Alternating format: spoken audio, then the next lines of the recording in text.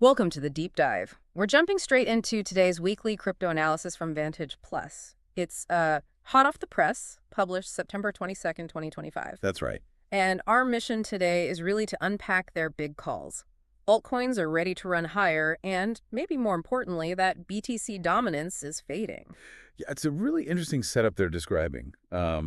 Even though the last week sort of ended sideways, the underlying feeling, the foundation, it still looks pretty bullish. Right. The analysts there are pointing to the strength in the U.S. Nasdaq as, providing a kind of risk-on backdrop for crypto generally. So that wider market health is helping. Exactly. And it seems to confirm that this altcoin season is, well, definitely still happening. Tokens like ETH and SOL, they could really benefit. And it feels like this time the institutional side is just so much more involved that regulatory movement seems key. Oh, absolutely. The U.S. SEC approving those new generic listing rules that make spot crypto ETFs like much easier to get going, right? Yeah. Specifically things like XRP and maybe SOL down the line. It streamlines the whole process. And you saw the demand almost immediately. Yeah, that debut for the XRP and, surprisingly, Dogecoin ETFs.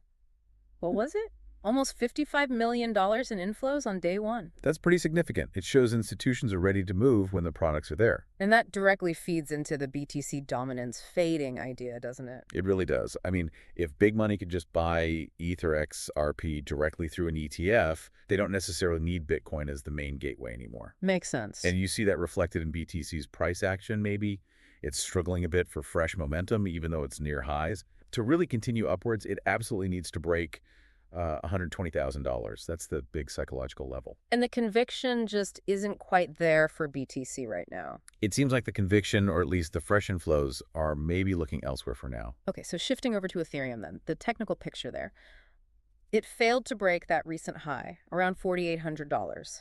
Yeah, that was a bit of a setback, but the overall outlook is still positive. The key support to watch is $4,290. As long as that holds, things look constructive. And the targets are pretty interesting if it does push higher. Vantage Plus sees about $6,000 initially. That's the first major target, yes.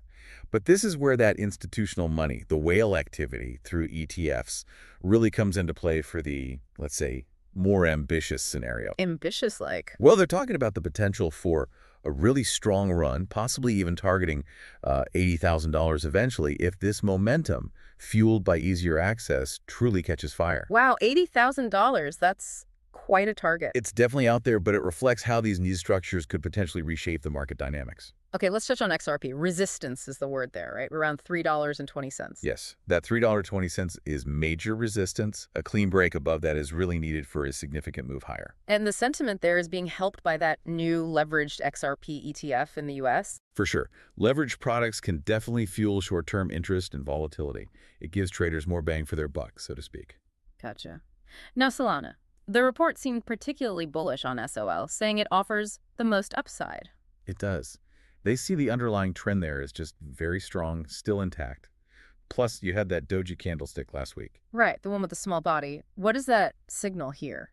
Well, a doji signals indecision, but when it appears in a strong existing uptrend like SOLs, it often resolves, upwards. It can precede another strong push. So what's the trigger level for Solana?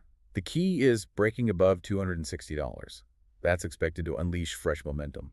And the downside risk, where does the trend turn bearish? They're pretty specific. Only a break below the $200 zone would really cause concern and potentially reverse the bullish trend. Okay, so pulling it all together then, the expectation is still for this rise to continue relatively soon. That's the overall takeaway, yes.